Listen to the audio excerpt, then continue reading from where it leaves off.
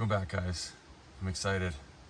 It's been a long summer. I haven't had a chance to get out in the woods much, and I'm excited to sneak into one of my favorite spots here, do a little scouting, set up a mock scrape possibly, and also throw up a trail camera. Along the way though, I thought it'd be a good opportunity to explain to you guys a little gear tip that I've come up with.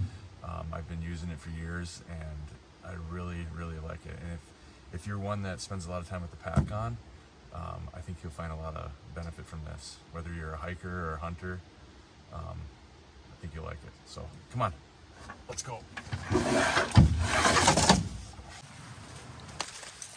So for those of you who've been following along, you'll probably guess that whatever it is I got here, it's something that I've made, and probably something I'm going to show you how to make with your own. If that's the case, you're right. And it's actually something as simple as a belt. Now don't go switching the video. I think this is something that'll be of some interest to you, and it's not just any belt, all right?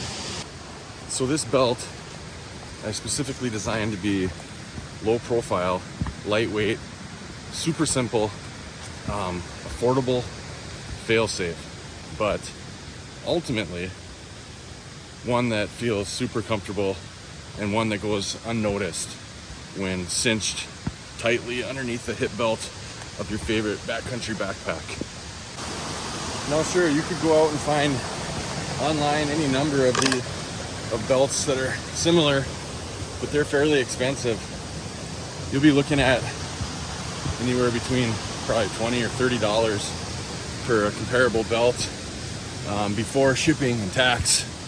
But the belt I got here, you could probably make at least 3 or 4 within that same price range. So it's a heck of a bargain, fun little project, and one you can share with your friends.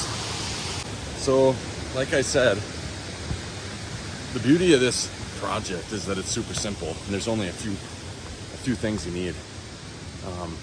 The first being some kind of buckle system. And what I did is I did a quick little internet search, and what I did is I found a place called Tethered.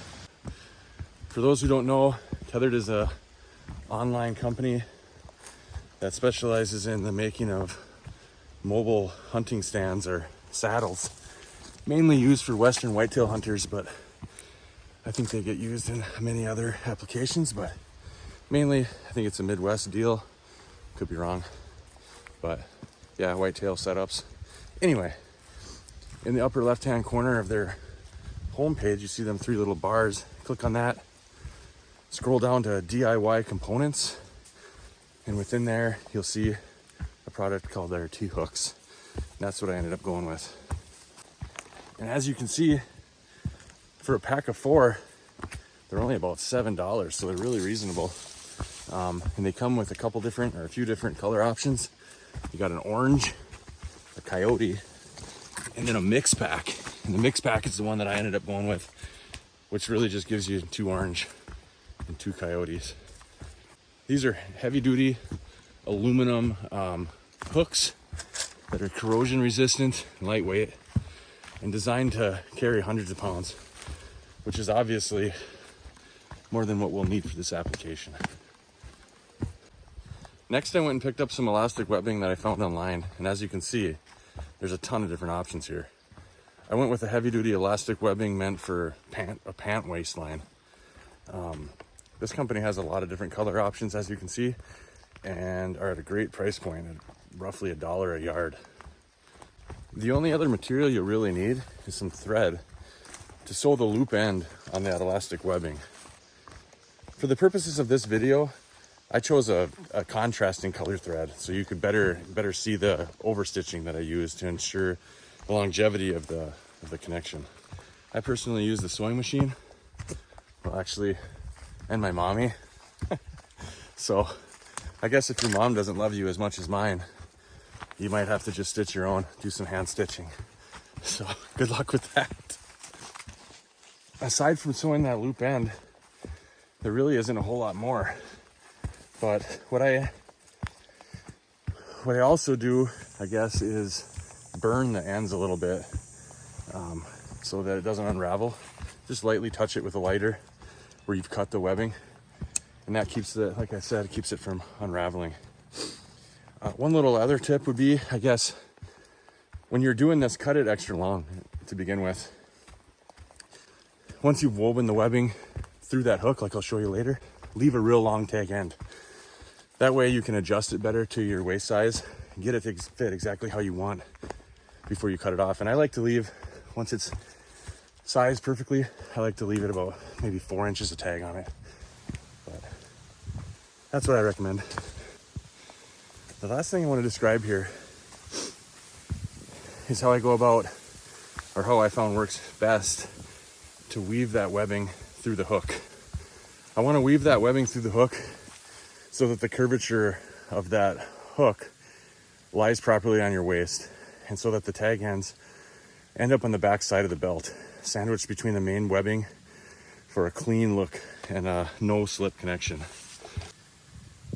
This method of weaving the webbing ensures that the belt stays with no loosening over time, yet still offers a way to quickly adjust it if needed.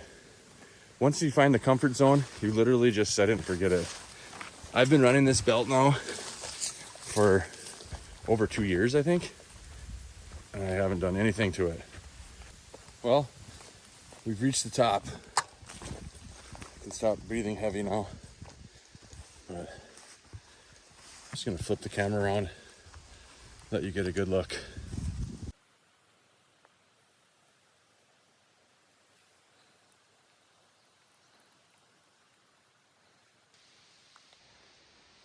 So the main purpose of this belt was to still maintain the use of a belt while running a backpack, but not have it feeling uncomfortable while squeezed underneath the tightly cinched waistband of a hiking or backcountry pack.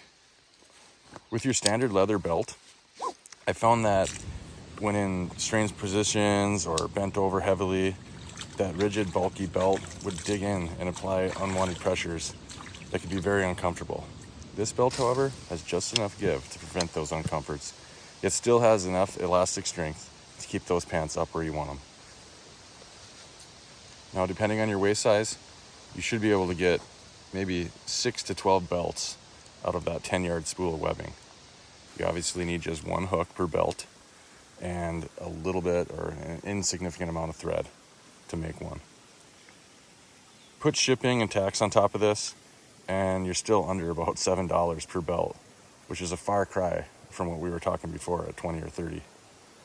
So my advice to you would be, go out, buy these things, do this simple little project, build 4 belts, give 3 of them to your buddies. They'll be super appreciative, and you can be rest assured that you'll love it too. Thanks for watching.